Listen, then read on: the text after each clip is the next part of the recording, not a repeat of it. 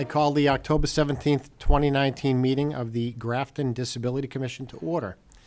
So here we are. 1 month goes by quickly, doesn't it? Right. Voting to reorganize the commission is our first item on the agenda. And last meeting, you voted me in as chair. And then Christy Proctor as vice chair, but then was acting for our first meeting as clerk. So it was my thought that there wasn't any hard set rule that we couldn't go without an official clerk for one meeting. So ideally, there should be someone at least identified, but that doesn't mean that we couldn't sort of shuffle the task of doing meeting minutes, alternating from different meeting to different meeting. So I know that in our first meeting, let me back up a second. I initially thought that there may have been all three positions filled, but I know, Christy, that you mentioned, other commitments that prevent you from doing that. Daryl, I know you just came off of clerkship of the Charter Commission. And the chair normally doesn't also serve as clerk. I know Alex and you, Catherine, had considered the possibility of maybe easing into some of those tasks once you knew what to expect and how to do it. And I know, Donna, the timing, wasn't right for you. No, but I can, Okay. I think if we rotate we around, rotate? depending Okay. on, if somebody's I here. mean, I could start it off, because I have a format. Right. And I don't. I'm just coming off of I clerking. know. I move So I that know who to turn Daryl it into, Reining but I don't serve like as it. clerk of the Disabilities Commission. Do I have a second? Oh, you can second it. I'll second it. Any discussion of the motion? Yes, I have discussion. Please. So I don't mind at all Right. starting this up, but I wouldn't mind also mentoring some of the new people to help learn how to do this. So, Yeah. for now, I'll be clerk. As- We haven't voted on it yet, but that would be awesome if you could at least be identified and as I didn't bring clerk. anything to take notes, which means I'm gonna have to watch the meeting. We're going low tech. We're going, oftentimes when I've served as clerk on different things, I've used the agenda as a way to take notes and I follow mean, that. I can do that too. I just, sometimes when you're really participating in the meeting, Right. it's easier just to go back and watch, Right. take notes and Right. Okay. fill it in, but. And same thing, as I said, if somebody's not here, I think we can Right, be happy. right. And I think by custom, Yeah, that was the problem. what has happened is we've always had, or usually had, all positions filled, but that doesn't mean that there's a hard, fast rule, because again, if someone's not here, you just make do. It's all teamwork, so. And then, Daryl, I appreciate since you've been clerk in different capacities, to mentor the junior members. Yes. And so, it's not that necessarily daunting, it's just a matter of, there's often like a template. And it's, once you start, it's oftentimes becomes a pretty routine thing, so, that'd be awesome if you you'd. know what time we opened the meeting? 7:07. 7:05? 7:07. Okay, thank you. Thank you, okay. Gotta learn how to cut people off. And, It's okay. I know I know Alex. Yeah. But he was willing to learn as well. Yeah. And he's not here yet. So any further discussion on the motion to nominate Daryl Reining as clerk of the Disability Commission? Hearing none, all those in favor? Aye. Aye. All those opposed? Declare the motion carried unanimously. Unanimous. Can I ask a question? Sure, absolutely. Spelling it wrong. for me to catch votes, I need hand raise instead of the ayes because Okay. of hearing difficulties. Okay. Thank you. Yeah. Thank you. Yeah. Okay, thank you for clarifying that. And into my own sensitivity or lack of, I didn't even take into consideration at the first meeting anyone that might be camera shy because these are televised meetings, but I'll remember that we should raise our hands. Thanks. Thank you. Okay, announcements. Okay. We have one announcement regarding the fun run. Daryl, would you mind reading this?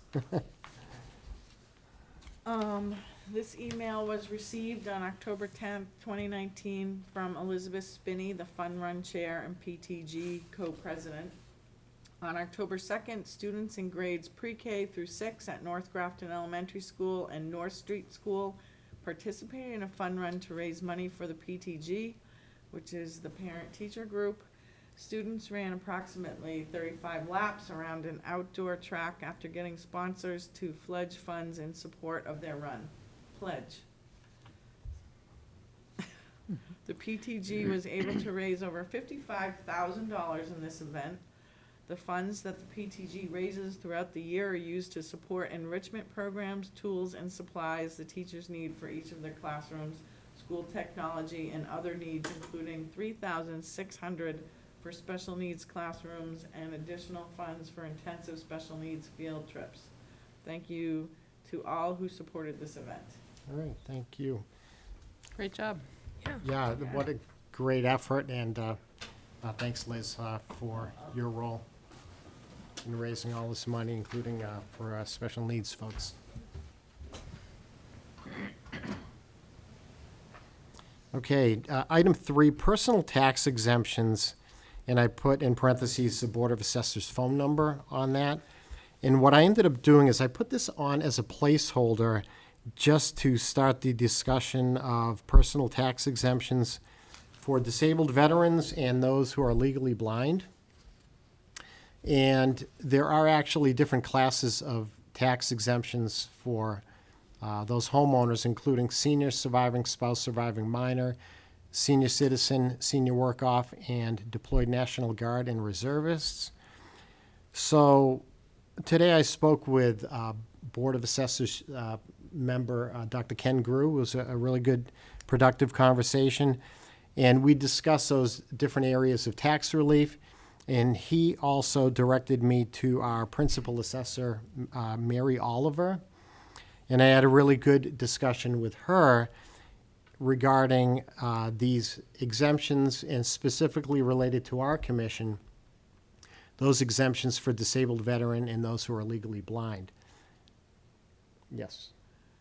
Did she tell you how this information gets out to people? That we will discuss at our next meeting because she agreed to come before our commission on what is our tentatively scheduled November 21st meeting. And what she had indicated is that she had spoken in front of the senior center and had done a training. It was like a PowerPoint, and she's going to tweak it. And even though it will be expanded to all the different categories of exemption, for tax relief, this will allow us to, at least because our meetings are videotaped, also use the technology to have that put on the actual TV itself. I know that we'll be in conference room A at our next meeting. And then what we can do is we can take a snapshot of that presentation on video and include it in our webpage. Okay, and then that will also be played back on GCTV on the government channel, but also through the various video links that allow people to access these meetings online. So I'm excited that she will be coming before the commission to really get the word out as to how to go about doing these things. Yes. So is it our job to figure out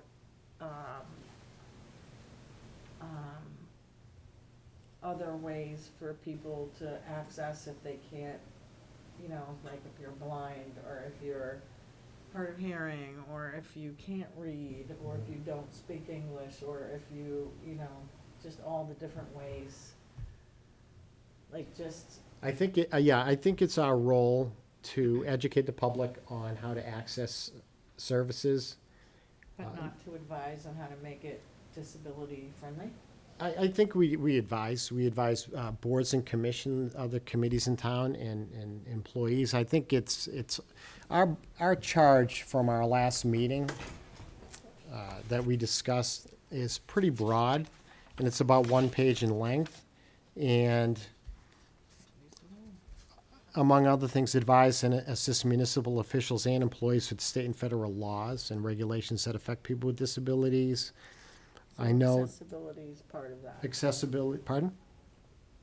totally part of that. Yes. So it's education, it's providing ourselves as a resource to basically every area of town, municipal and school, employees, including providing information referrals, guidance, and technical assistance to individuals, public agencies, businesses, and organizations in all matters pertaining to disability among the charge. So there's a pretty broad brush that was painted as far as what our role is. So there's probably no one that we wouldn't be able to at least provide some information and assistance to.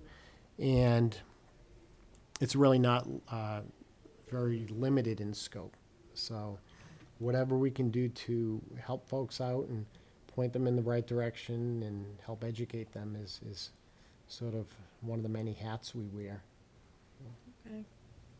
So, So, it might be interesting to touch base with, I mean, you are the Disability Commission for your, how do you get information out there to all the different cohorts? Because there's lots of, We've got the caseload managers who are reaching out to their caseload students, and we're always using social media, and we're also using Instagram. wow. Roger, Instagram. Instagram. Does the town have Instagram? I don't know. I know I don't. I mean, I- my population is Instagram only. They Right. are not Facebook. Right. So. And so I'll admit that I'm one of the people that really needs to be educated from a high-tech standpoint, because there's a whole generation of people younger than myself that's the only thing they do. Right. Everything's They don't email. right, it's handheld, and it's through apps. Catherine's There are looking- no government-based Instagram accounts other than, there's a few for schools and like sports teams, and Grafton News seems to be the only real like media outlet. Yeah. Doesn't mean we couldn't create one, right? No. Oh, tweet. Shrewsbury tweets. Yeah. Yeah. Seriously. Twitter. They're Yeah. not I'm, telling I'm no, us. definitely no, social media literate enough that Okay. Great. So yeah, there are all sorts of ways to get the word out, and so I think the possibilities are endless regarding our ability to really get the word out in all the ways that people access information. What I'm going to ask, between the two of you, maybe if you share that mic, I know that from an audience standpoint, unless people are kind of speaking into the mic, the audience at home can't hear us. That's totally true. It's totally true when people lean back like this, and so, Got it. and I'll share too, so. Actually, I'm gonna see if I can move this one over. Okay, they're all live, so, Okay. okay. So anyone have any questions regarding the personal tax exemptions, and then Mary Oliver coming before the board? Oh, that's great. All right, I'm looking forward to it. I know a lot of the issues are just the technical aspect of filling out forms. If any of us has had to fill out a FAFSA or student aid form or something like that. Yeah. A lot of times people leave money on the table and they throw their hands up in the air because they really don't know how to navigate the technicalities of just forms. So I'm looking forward to that. Item 4 on the agenda, Grafton Special Education Parent Advisory Council, CPAC. I put this on the agenda as a placeholder. I know that the CPAC president, Melissa Lackey, who is unable to make it here tonight may be able to make it at a future meeting, maybe as soon as next month. So I put that on as a placeholder, but I would welcome any comments on anyone else's familiarity with CPAC, which I think used to be called SPEDPAC? Okay. Back in the day, when my kids were in school, I attended the meetings. I've presented workshops for them as well as many other towns. And I know the group still runs and holds some of the workshops are annual meetings. For example, folks from the Federation for Children for Special Needs come out and do presentations on basic rights. And then there's also timely meetings on a variety of subjects pertaining to what's going on in the schools and what's going on in the state related to programming or change of services or new legislation or regulations coming down for different categories of disability students, so. And I understand just from anecdotally throughout town and word of mouth as well as social media that they do a great job at being an excellent resource in town. Yeah, for each other, definitely. Yeah. They're definitely a support group. Well, and they used to meet with, one person from the school committee used to go a long time ago, and their special ed director usually attends the meetings, but my curiosity is like, so we're gonna make contact with them, what can they expect from us? What should we expect? What information do we want from them? Right, and I don't even know that at this point, so I wanted to at least open the door for us to be able to find where we can work together in getting the word out and how we can work together and what services they provide, so. Would it be helpful also to have somebody from the school, our CPAC director? Well, CPAC, yeah, Melissa Lackey is the CPAC, the head of the CPAC. Okay, but there's usually a volunteer group too, Okay, so that's, all right, so as many people as could make it, or at least one other person. Speaking of someone, do they usually have a school rep on the, okay, Yeah. I didn't know that. yeah. Well, it is a Is it a school nonprofit, group. or is it? No, No, it's no. mandated by the state. Yeah. It is? Yes, it is. Yeah. Okay. Yeah, Okay. and usually the director of special education attends the meetings. Okay. Yeah, so there's two representatives that I think would be Correct. nice to come to the Okay, meeting. all right. I did not know this. I'll tell you, sitting on this commission will be a huge education. This is a huge learning curve. Even though I'm like running the meeting is a huge learning curve. I'm probably the person here at this table that knows the least, so. Well, So they're an this is the parent advisory group. committee also Yeah, yeah. Okay. to the schools and the school committee.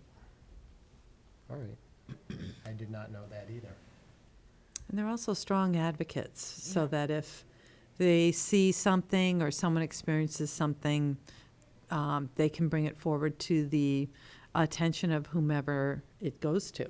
So the advocacy piece is probably, education first, support second, and advocacy third. But, Melissa can explain that. It's probably changed a little bit.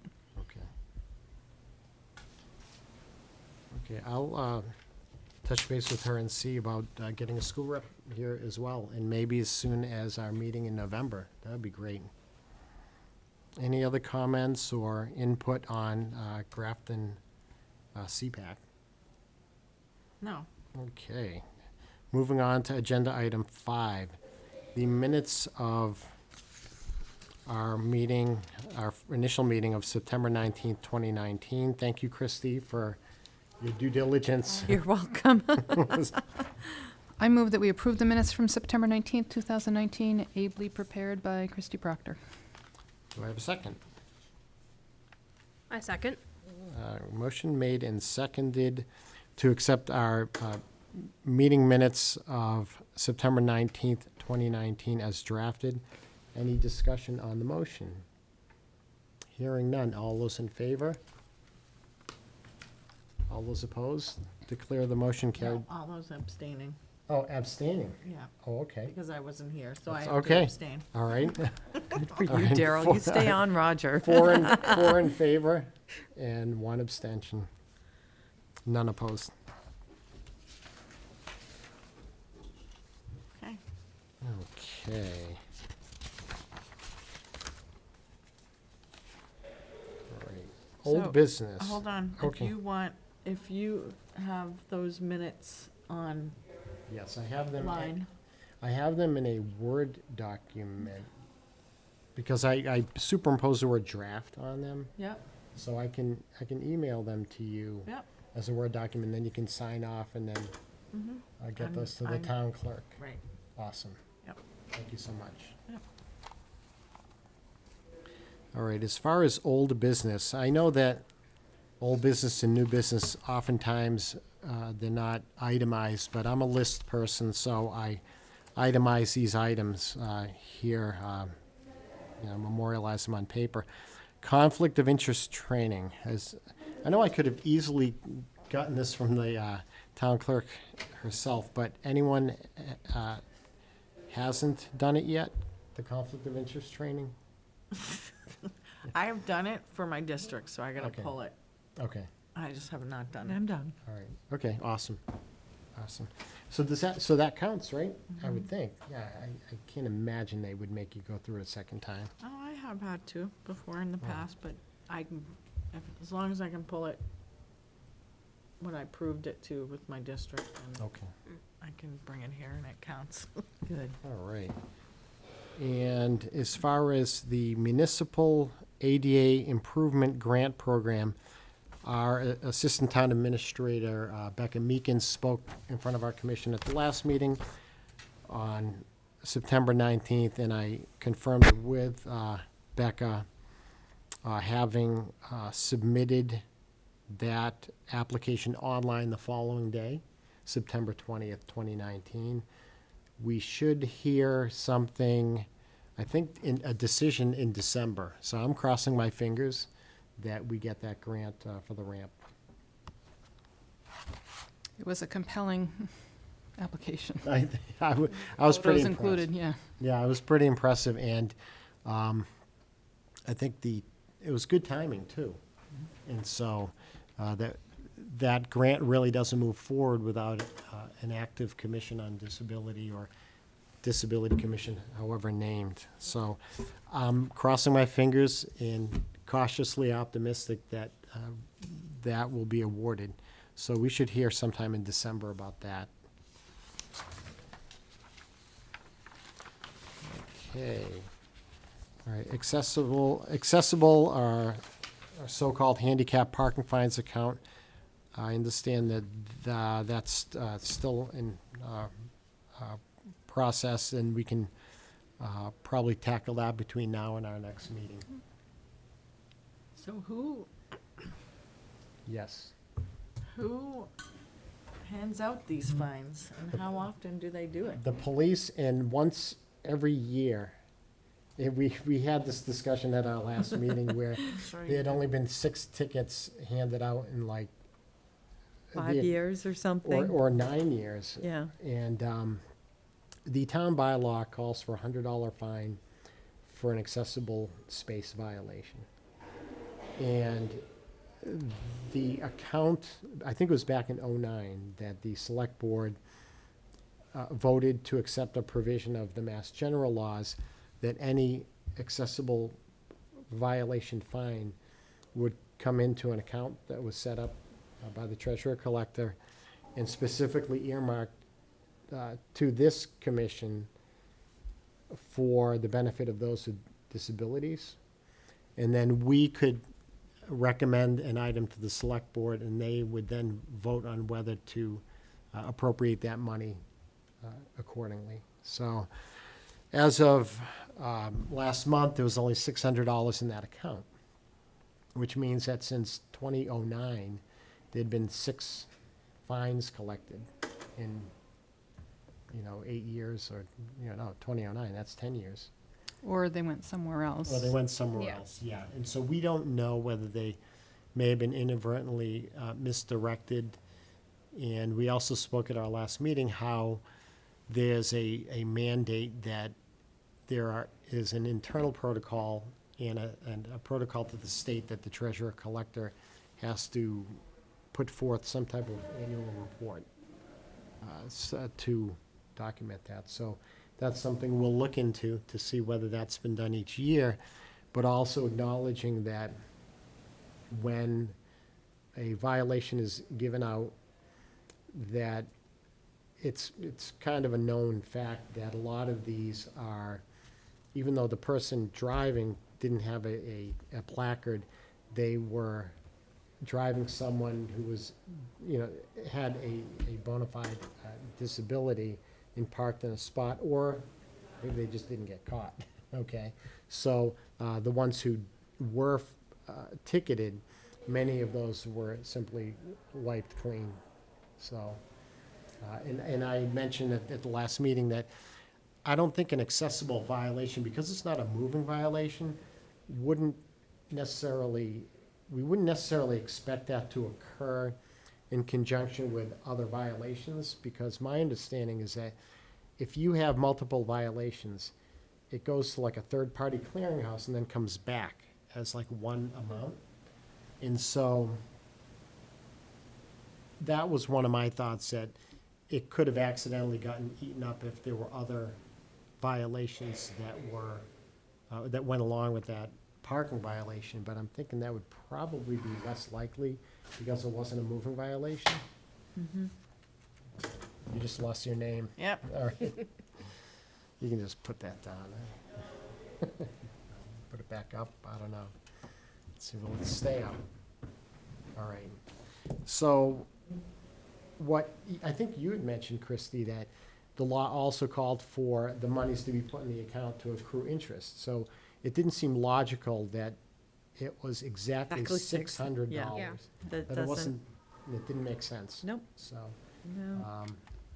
So, Well, without this commission in existence, though, it may have been redirected and done appropriately. but, right. I Right, think we have yeah. to figure it out now. Yeah, and you made a good point, that, yeah, at our last meeting as well, there wasn't anyone to really oversee that money, so.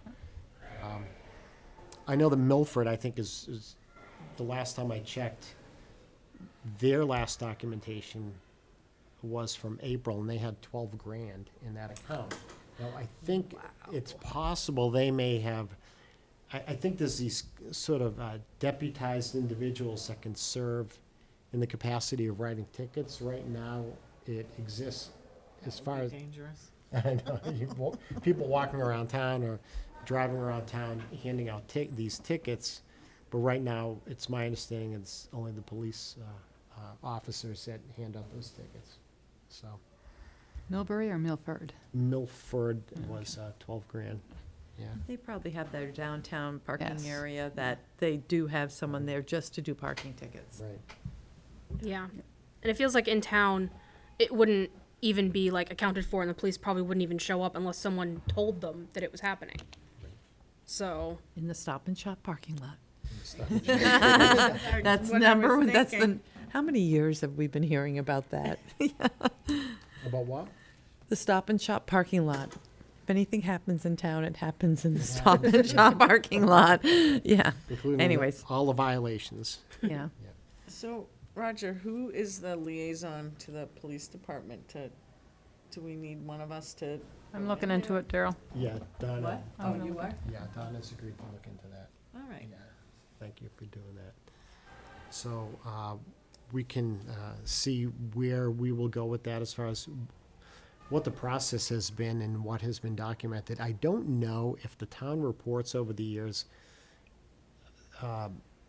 identify or make a list of each of the type of violations that are given out. I know that the town report with respect to, let's say, town clerk, all the different types of licenses that are issued. I would think that the police department may keep a document in the annual report the different types of violations, but I'm not so sure about that. But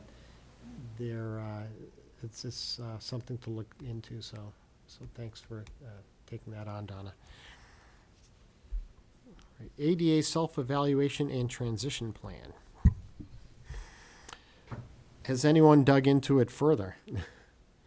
The document, it's about 150 pages. Who has to do it? Pardon? Who needs to fill it out? Who's, No, the self. already done. No, the self-evaluation and transition plan was a 150-page document that was put together as part of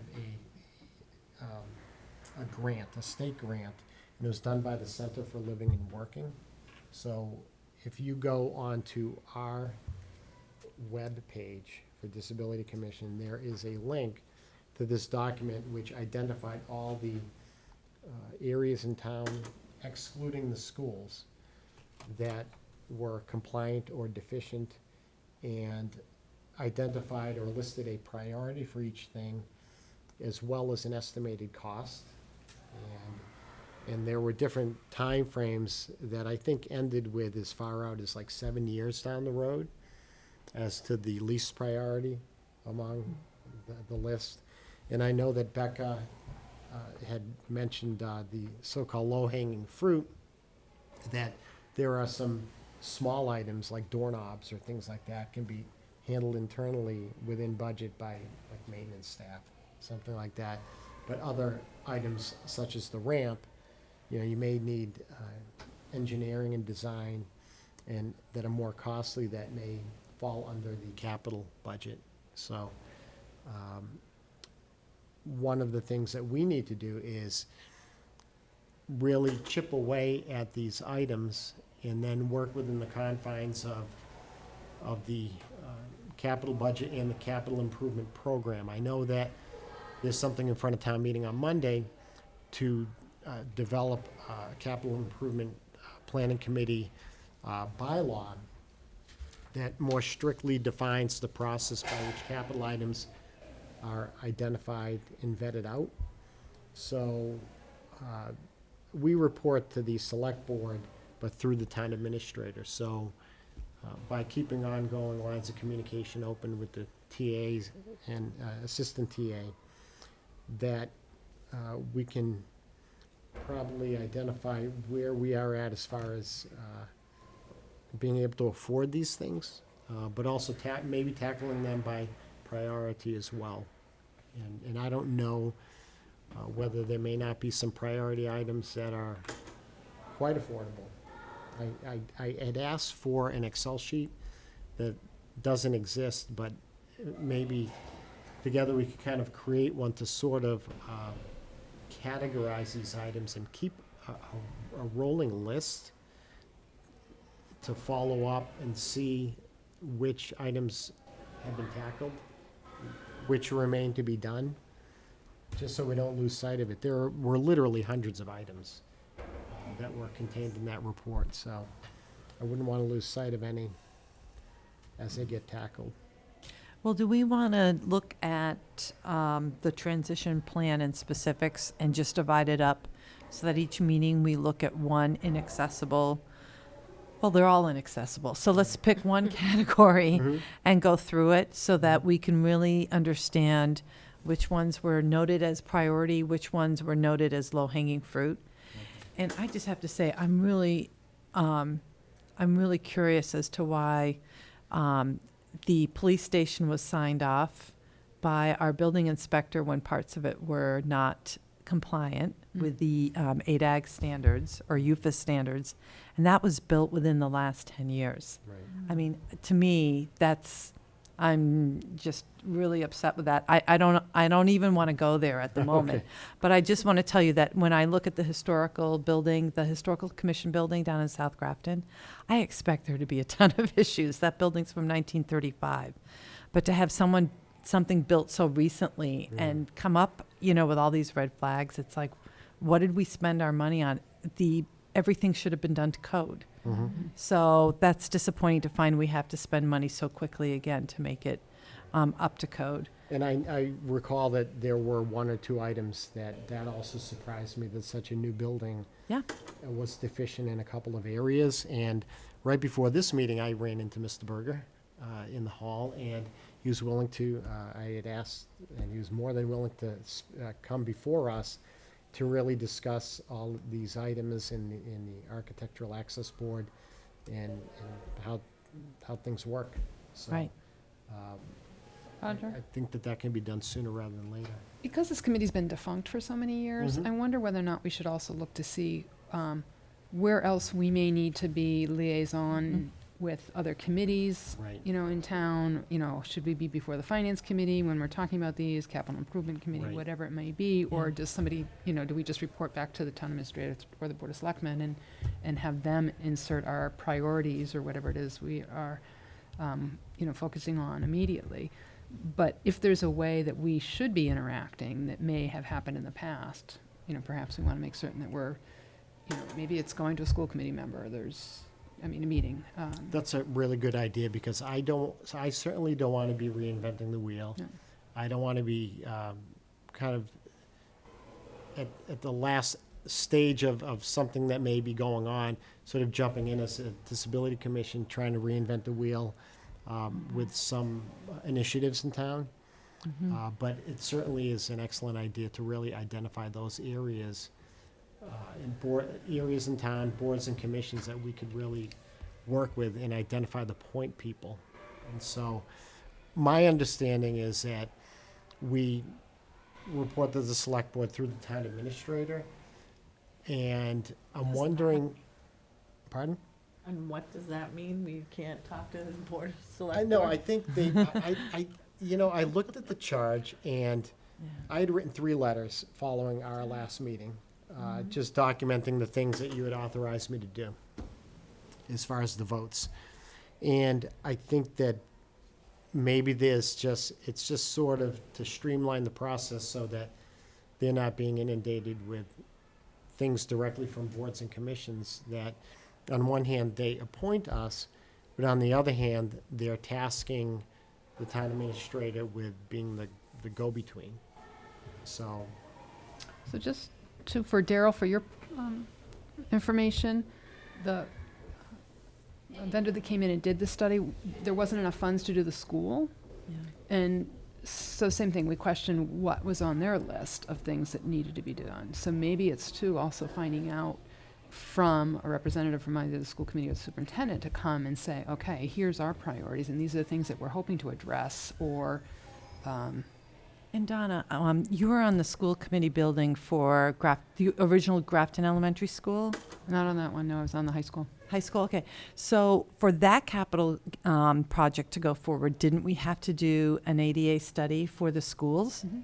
So there should be one in existence from 2011 or 2012. The school opened in 2012, so there should be a study floating maybe around. I don't know if Center for Work and Living did it, or Living and Working did it, but because before capital funds are released to the town, we're required to do the self-study. I'm just wondering whether or not they've made progress on that, if there were things that were Yeah. identified, or I whether or wonder. not they also need us to advocate for some of the things that they're hoping to accomplish in their budget process too. Yeah.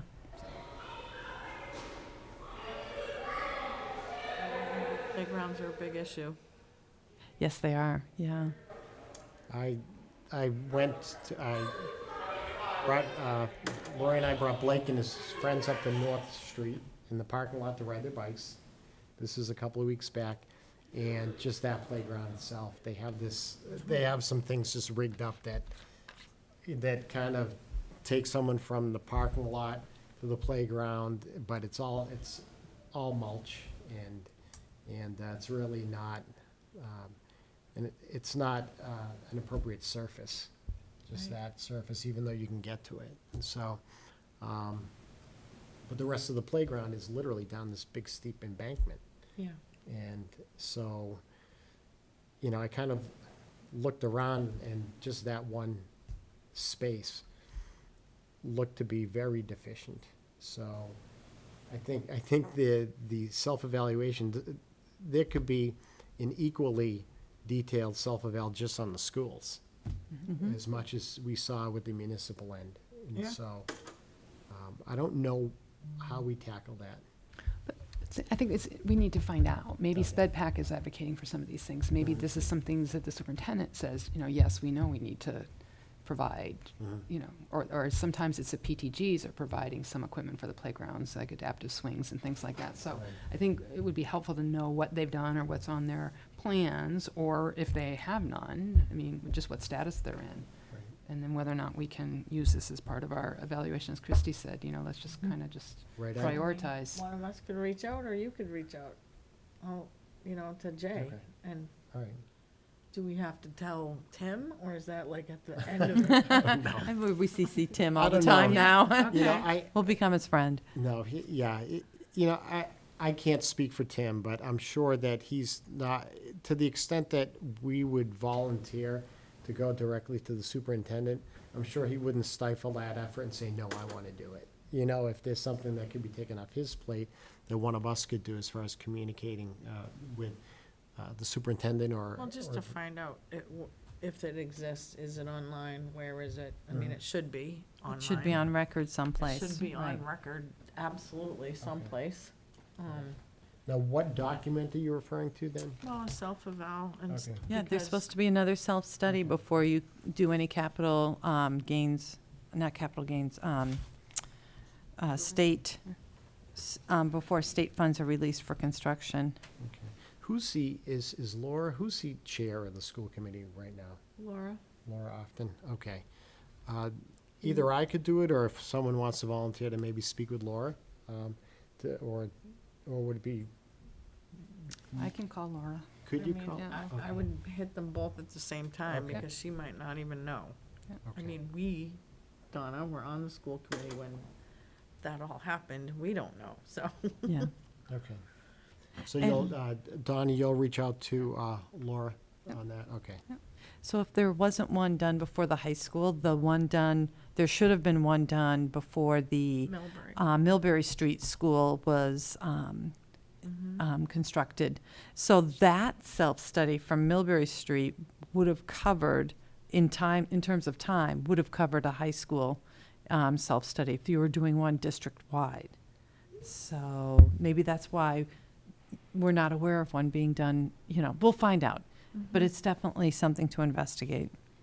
Okay. So if we go back to the self-study we're looking at now, then, we have about, we really have two sections, the municipal buildings assessment that we should familiarize ourselves with, and the recreational facilities assessment, which is all the parks plus the town common. If we were to look at this to divide it up, say over the next 4 meetings, we could divide each list in half. And I'd say the first list, it's not really even, so we should probably do the first 3 items, because it's the municipal center, and that's really extensive. Between the municipal center and the senior center and the South Grafton Community Center. And then the rest are pretty much the fire stations, police department, historical commission building, and the Nelson Library. Square footage wise, that tends to even it out. But the recreational facilities assessment, we can just divide that list in half between the parks. But we could at least try to have, like, as I would call it, homework for the next meeting, so that we would come prepared to discuss and really look at what were the priorities, what were the number ones, and what were the low-hanging fruit, or the ones that were going to take very minimal amounts of funding or work to install, improve, rectify. Because after that, And we can keep it as a standing agenda item. right, so under the plan, it would be Section 8 and Section 9. Section 8 is the municipal buildings assessment. We can divide that up and have those done in November, December. And then Section 9 is recreational facilities assessment. And I'm just chuckling, guys. Under recreational facilities assessment, there is an item called the brush dump facility. I didn't know that That's a was real place. recreational, unless people go there to shoot squirrels. I don't know, but, or throw rocks at them. But anyways, I was chuckling at that. Maybe it sort of maybe got swallowed up as anything outdoor, like an outdoor space. Yeah, Technically, maybe, true. Because Yeah. it's not a building, The brush, you're talking the brush dump, right? Right. Yeah, Yeah. yeah, it's Yeah. outside. I thought that would be under municipal, but anyways, Right. whatever. It got done, so that's good.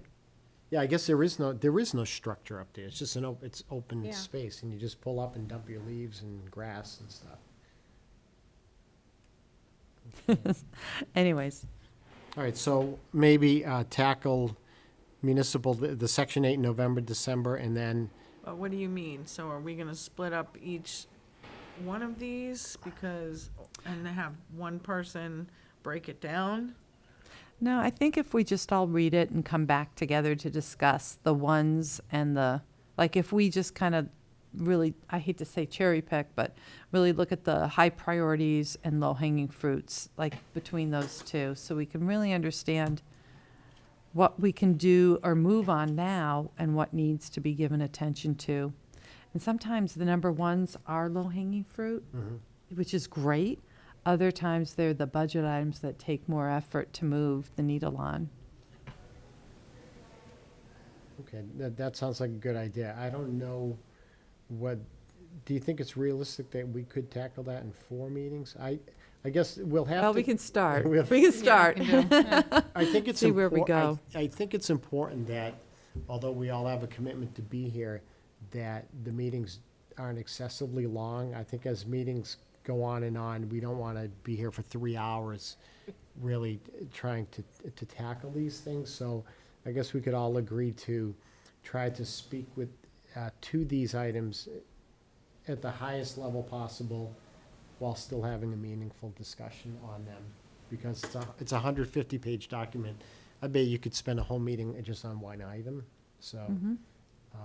So we could start by tackling some of these. How many items is 2, 4, 6, Well, 8? this one's 10 pages.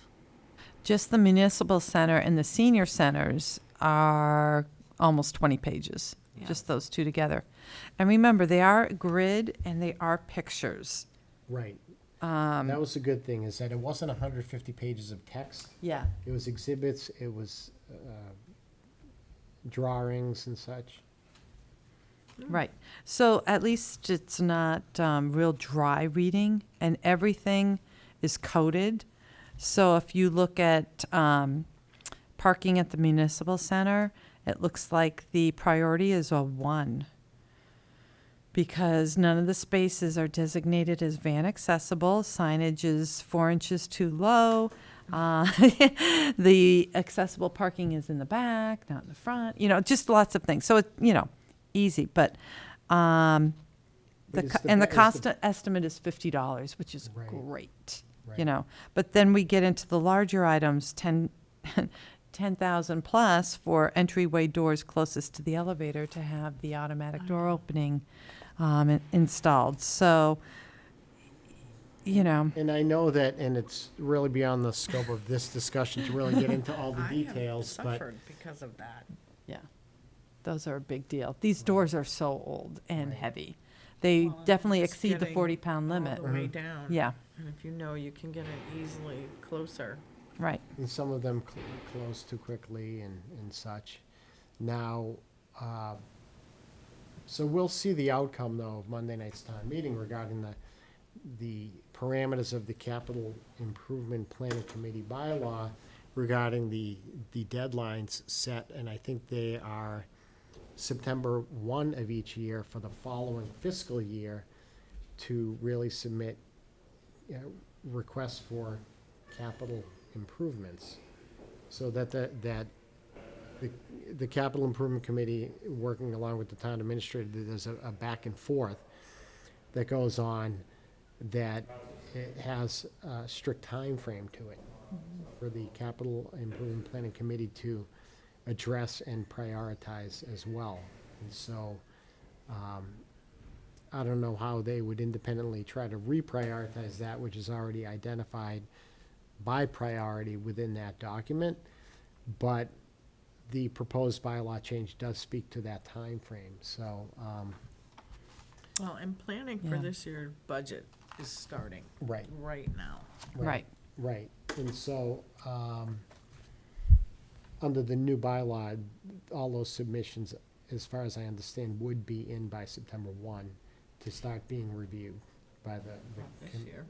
No, And- no, right. moving forward next year. Yeah, because I was thinking if this came out at the July meeting, then they had a real quick turnaround to get it in by September 1st. So I don't know if, or who would have been able to really look at this and say, we want this in our budget, whether the schools wanted it in their budget or whomever. Well, the bylaw doesn't exist currently regarding that strict timeframe. Oh, okay. I'm saying moving forward, if it's Gotcha. passed at Monday's town meeting, next year, there's a parameter and guidelines regarding deadlines by which department heads need to put things forward. Oh, okay. And so, I don't know if it specifically speaks to boards and commissions, but since we're working closely, we're not really just, I wouldn't see ourselves as renegade and outside of the confines of some structure that works closely with the town administrator and the select board, and the finance committee and the capital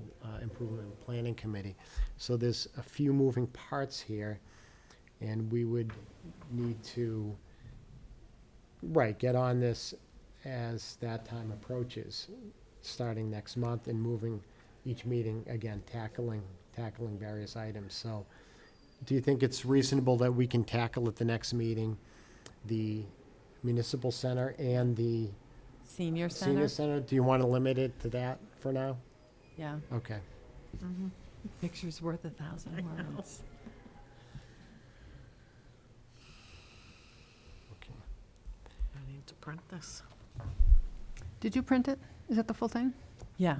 Maybe We were can just, make copies of it instead of having, yeah, I can do that. Okay. We were just saying that a picture is worth 1,000 words, and of course, the front of the municipal center here has the 3 granite steps, and then the doors to get in, which are not automatic. So that's what we were just saying, like, everything's in the back. And, you know, it's that message that you have to go around the back is the stigma that's really trying to be erased, that Right. everything is universally designed and welcoming. So I believe the senior center entrance in the front, though, is accessible. How I many, believe are there's there a parking ramp. spaces? I haven't actually parked in front in years. Are Mhm. there spaces in front? I would I imagine don't so. know. Okay. I think so. I think that I remember I having believe so. used them, I've Okay. used them for unloading stuff. so. So there See, is. everything's in the, oh, yeah, so in the front, we do have the ramp. We have a very nice ramp and a garden. And that was put in probably 12 years ago. Where is that? That's in front of the senior center. Okay. Probably around the same time it became the senior center. Right, that's when everything really looks sharp. Yeah. Including the metal in the back, the metal ramp in the back. But the front does have 2 parking spaces for handicap parking, but they don't have the aisle in between. So if someone were to have a handicap van with the side entrance where you flip out the door to allow that access or ramp to go up or down, you still don't have enough room to maneuver. So.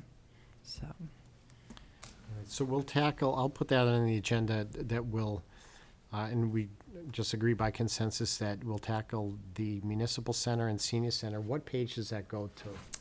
3 to Goes to 51. 51, yeah. To page 51, okay. That's a good chunk. Mhm. All right, so moving on to Grafton Common improvements. This is just a follow-up to the Grafton Common Historic District Commission having come before us last month regarding the plan for brick pavers to replace the asphalt on the common. Now, I missed it was a quick select board meeting last night, and anyone catch it? I was there. Oh, okay, awesome. Then you can answer this question. I didn't want to assume that it was a yes vote, but did the select board authorize the chair to sign the project proposal from Graves Engineering? Okay, then, did. all right, awesome. So that was for the Grafton Common Improvement Plan, construction documents. So that's moving forward. So, I had asked, I didn't know who was going to come before the select board, if anyone, and so I assume that that's disposed of, that that's not being vetted in any way, that the project is moving Yeah, forward. yeah, Paul Scarlett with the, All right. Oh, did he speak to the select board, or was he? no, didn't, it was just a simple Okay. All right. approval of the motion, yeah. All right, and I know that they were waiting for us to give our recommendation or to vet this out, which we did. And I actually spoke with Tim McInerney and confirmed that although there wasn't a great amount of detail in our letter as to the points that were made, I simply had mentioned, well, it was on videotape. And that was of great benefit that this meeting was taped, so that anyone wondering what the nature of the discussion was could go back and look at it. And so, anyway, I'm glad that's moving forward.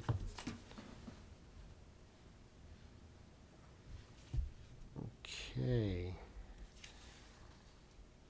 And new business. I had put on this, okay, Mass Office on Disability, MOD.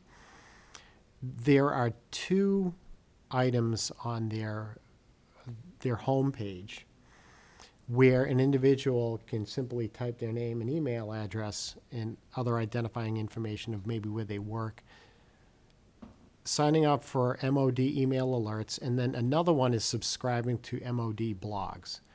Now, I individually signed up for both of those, and I did get one newsletter, and I haven't had any blog alerts. But, okay, so here was my thought, and either we can do this by consensus or vote, or dispose of it without doing anything. I was thinking that it would be easy if the commission agreed to it, to identify Disability Commission at grafton-ma.gov as a recipient of both of those. And then each of our email addresses, we get it individually without having to individually sign up for that. Yep. Great idea. Yeah. Thank you. And then what would occur is that any person, if there's any shift in membership, any new person wouldn't have to be concerned about signing up because they would be Yep. then in the fold. But anyone departing then, who wish to remain on it, would then have to go on the MOD webpage and then personally sign up. So I guess we could do this by consensus, that I could just move forward with that without even voting on it? Yes. Okay. All right, I'll take care of that. And then, now, since I'm already signed up for both, I'll probably get double stuff, unless I just simply cancel my so-called subscription to each of those. So I'll move forward with identifying our email through the Mass Office on Disability. And then the last item on the agenda is Disability Commission email address. Is simply reiterating what I mentioned just a couple seconds ago, is that has been established as disabilitycommission@grafton-ma.gov, so that anyone of the public who wishes to submit an email to our commission, that all of us are on the receiving end, but it's not a back and forth, so that everyone of the members would receive it. And just being mindful that if there's something that is noteworthy to talk about, that we stay within the confines of the open meeting law. So, Is somebody going to automatically respond that they've received the email? Should that be a role of the clerk? Because I know that Right. when I've been on other committees, if you don't at least acknowledge the Right. person's email, they think that you're not listening. Right. So somebody really should have that. so would you mind doing that? No. I doubt that we'll get a whole lot of mail, correspondence, but, yeah, that would be great. So we can just agree that, would be the clerk role to acknowledge a receipt of emails that have come into that. Right, and all of Email you address. obviously would get that acknowledgement because you would get all the emails. Right. So I guess if you, you could reply, but then CC the Disability Commission so that Reply all, right? Yeah. you would reply. Yeah, that's true, yeah. Okay, Or CC, if it, we'll Okay. test it out the first okay, time. all right. If we get an email. Come on, people, email me. Well, we could do a test one. Okay. All right, you can, tonight when you get home. you No. can just- No. All right, and so, and then, so our next meeting, I think we had agreed that the best night is the third Thursday of the month at 7, and right now, the room, except for tonight, there was a conflict with the select board, is that TRICOM meeting, is, there, that's the only conflict. Otherwise, we're in the, select board meeting room A, scheduled for the next, like, a year.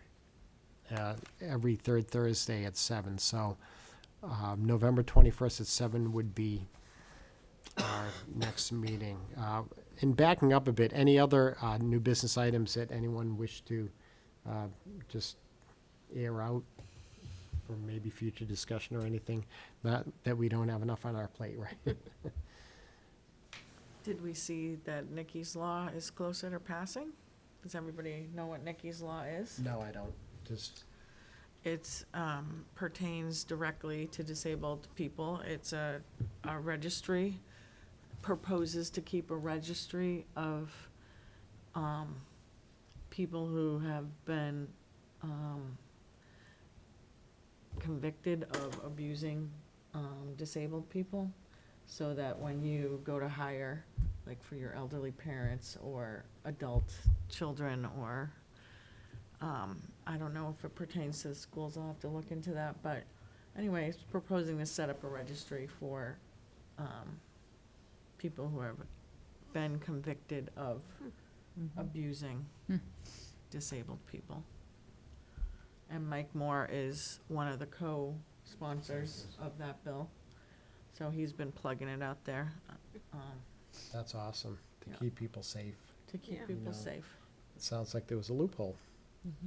probably, that, And so People- that it ensures that background checks get done, you know, and that there's a log, a registry out there. okay. And the other thing I wanted to do is, I didn't include on the agenda, I think there is something that is outside of the confines of the town where someone can identify and sign up. There'd be an alert that if a 911 call came into a certain address, that those folks that are responding, whether it be police, fire, ambulance, would know that they may encounter someone with a certain need, or someone who may behave in a certain way, and that part of it is also meant not only to assist people generally, but also that interactions don't unnecessarily escalate because of a responder's misunderstanding Right. of That's great. someone's needs, so. And I know the state of Connecticut at least is allowing for autism identifier markers on driver's licenses, which is great. Right, The cop asks for your license, and the officer knows, this person might not be making eye contact, not because they're under the influence of something, but because they're autistic. So it is good to know that for 911 stuff too, and not having to specify, knowing that they know right away. right. Because I always have to specify, there's a wheelchair user in the house and things like that. So Right, and so I'll do a little bit more research as to that issue. It was brought to my attention by a friend who has a son with special needs, that's, Training to people. yeah, Right. yeah, and that was her worst fear, that someone would arrive at the house, and if it wasn't the person who usually arrived, that the situation could get out of control rather quickly if someone didn't know how to approach a situation properly, Yeah, no, that's huge. so. And I also have a good friend who, I can't even think of her title right now, but she does trainings and helps towns become Alzheimer friendly. And so it has to do with businesses and the police and the fire, because that's another population that is really, very disabled due to their medical condition. Similar to autism in how you approach and talk to, and, but anyway, I'll get in touch with her and see what her actual job is, because I know she does trainings on that for the state, so. And I'm curious to know who on our police force right now are trained. Right. Because we have a lot of state trainings for training the trainer series on working with children and adults who are on the autism spectrum. Right. So I'm wondering if there's anyone in town who's gone through the training. It's been offered many times. It's a regular training every spring, every fall, and different departments across the might state be, can send right. different folks to go, and they receive that certification. So, because I know on QCC we have two campus police officers who are trained for that. So it really makes a difference. So That Maybe- would and- be an interesting reach out to Jay and to, yeah. So on and the- to Chief Crepo and to the fire chief, and So from the police department standpoint, would that be? Tim might also know Yeah. something Yeah. like that Yeah. as well. Yeah. And whether there's any official designations regarding certain certifications, I don't even, Well, for certain categories, the Right. domestic abuse categories, the Right. Alzheimer's categories, elderly. There's a- Autism. Yeah, there's a lot of different Right. things. and so I don't know if we would go to Tim directly or Chief Crapo. I know that Marion DeVries is the police, is she the assistant to the chief? Is she the community service, or the community outreach person? Yeah, she's, Education person? she's in an administrative role, who is also the contact for the Grafton Medical Reserve Corps as well now, as identified. So, I don't know her exact title, but, I just don't want to be going in 8 different directions. No, I know. I'd start with With Tim. All right, Yeah. all right. I can give him a shout out. I won't be here at the 11:21 meeting. I have something that was planned for work travel that I Okay. knew before we even set that Okay. date. That's fine. And cool thing is, and this may or may not apply to next month's meeting, is that we had voted to allow remote participation. So if you're available I'm in remotely. California, so I'm Okay. time difference and probably not available Okay, at no, that that's time. okay. That's okay. But in the future, any one of us, can keep that in mind if we are unavailable, that you just let me know and we'll arrange for a call-in, so. I'll communicate any information I get from the Change questions the that were law. raised tonight All to right, you. thank you. Thank you so much. And do I have a motion to adjourn? So moved. Second? I'll second. All right. All those in favor? Aye.